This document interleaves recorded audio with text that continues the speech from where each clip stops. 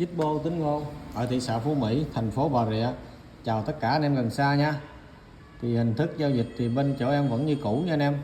Chuyển khoản full là em bao ship, ship code cọc em 100k và không bao ship nha anh em. Anh em cứ lên Google Maps gõ Zippo Tính Ngôn, có định vị tới nhà luôn nha anh em. Hôm nay em lên đồ cho anh em hàng mồi thuốc có, rồi hàng sưu tầm cũng có nha anh em. Mã số 1 lên cho anh em một cây mạ bạc nha anh em, khắc ăn mòn, chủ đề về Zippo chữ xéo, có chiếc xe nè, một đáy lõm 02. Cái này á là hai mặt nó mạ bạc, bốn cạnh nó mạ vàng, mà lớp vàng phai rồi nên nó ra nó đánh bay lớp vàng luôn rồi nha anh em. Một đáy 02 lề zin nha, bên đây nó có phai lớp mạ bạc nè.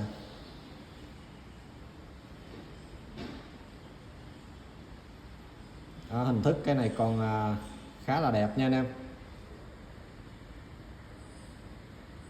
Cấn mớp thì có dăm thôi, chứ cấn mớp nặng chưa thấy nha. Âm thanh này cũng khá tốt.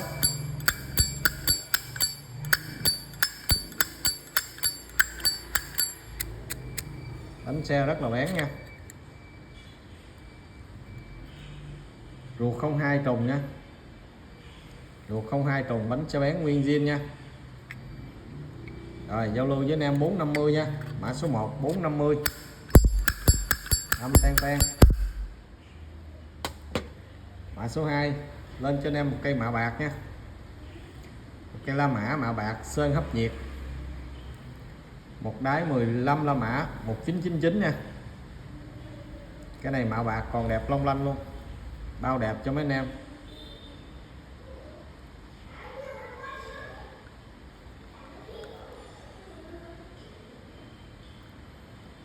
Màu này màu niken chứ, màu niken nha anh em, màu niken. Màu bạc nó trắng hơn, màu này màu niken, không cấn mớp nha.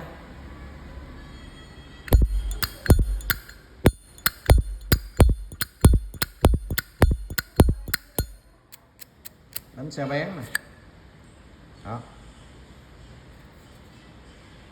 ruột trùng nha, bánh xe bén ruột trùng nguyên zin nha anh em, chưa qua chỉnh sửa nha. Rồi giao lưu với anh em 600 nha. Mã số 2 600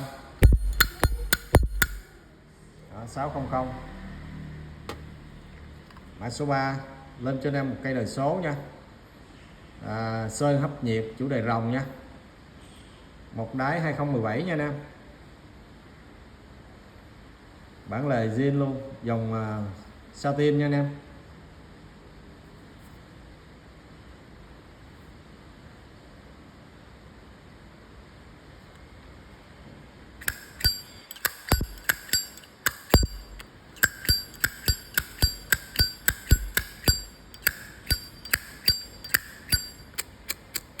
Bánh xe bén như pháo bông nha.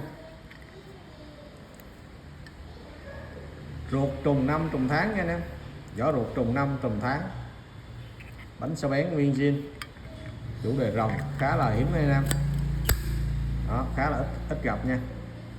Này giao lưu anh em 400 nha, 400. Mã số 3 400. Mã số 4 lên cho anh em một cây new nha anh em, một cây sơn tĩnh điện màu đen, chủ đề bảo hành hãng nha, một đáy 2015, vỏ đồng vỏ đồng phủ sơn tĩnh điện, new hoàn hảo, không có gì mô tả nha anh em. Chưa qua chỉnh sửa, chưa cân chỉnh âm thanh luôn nha. Chốt lời hơi rơi nha anh em. Anh em chốt hàng yêu cầu em đóng cốt, em đóng luôn cho, chưa có bỏ đá, hàng new nha anh em. Rồi ruột trùng 5 trùng tháng, A15 luôn, A15 nha anh em. Rồi giao lưu với anh em 500 nha, 500. Đó, một cây vỏ đồng nha anh em xài chán thì xả sơn ra thành cây đồng khối nha. Đó 500. mã số 5 lên cho anh em một cây rôm bóng nha.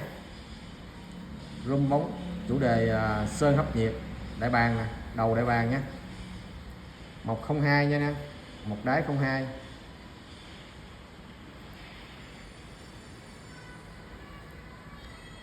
Đó, cái này còn đẹp nha, chưa thấy cấn nè. Rồi âm zin nguyên bản chưa vệ sinh chỉnh sửa luôn nha.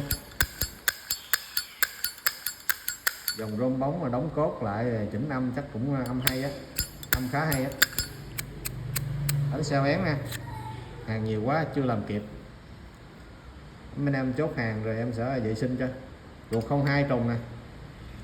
Đó, vỏ ruột trùng 5, ai cha trùng tháng luôn, cái này trùng 5 trùng tháng luôn nha anh em. Rồi giao lưu anh em 450 nha. Đó, 450 một cây 02 chủ đề đẹp luôn, 450 mã số 5. Mã số 6 lên cho anh em cây rôm bóng sơn hấp nhiệt chủ đề đảo Saban nha anh em. Saban nè, chủ đề Saban, một đáy 4 là mã 1988 nha, một ngược luôn. Cái này rất là đẹp nha anh em, có bị xước thôi, tình trạng là có xước tơ, không cấn mốc, âm thanh bén luôn nè.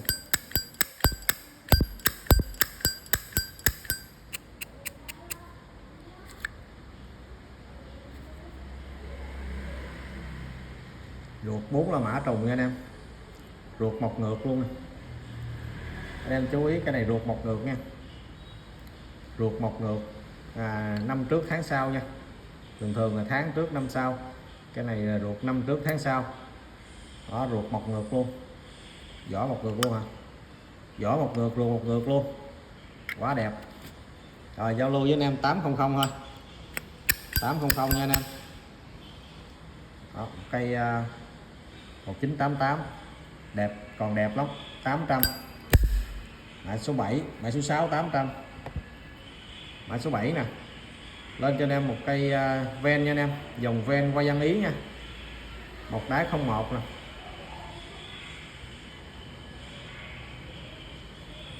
Ven Ý qua văn hai mặt zin hãng nha, qua văn khắc ăn mòn. Cái này còn đẹp long lanh luôn, cái này đẹp nha anh em.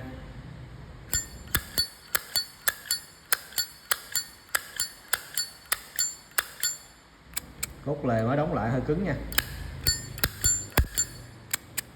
bánh xe bén. Ruột 01 trùng 5 trùng tháng luôn chứ, chà sao hôm nay trùng 5 trùng tháng nhiều nha. Đó, vỏ ruột trùng 5 trùng tháng luôn. Rồi giao lưu với anh em 600 nha, 600. Đó, 600. Mã số 8 lên cho anh em một cây mạ bạc nha, sơn hấp nhiệt, bạc nó lâu ngày không có sử dụng nó bị nổ bị ố nha, đánh ra được nha anh em. Đó, cho nên anh em chà gì nó cũng sẽ ra hết. Đó, chà xíu là nó mờ nó bay hết, dạng như bị dơ. Một đáy 14 là mã 1998. Cái này đẹp long lanh luôn, chưa cấn mớp,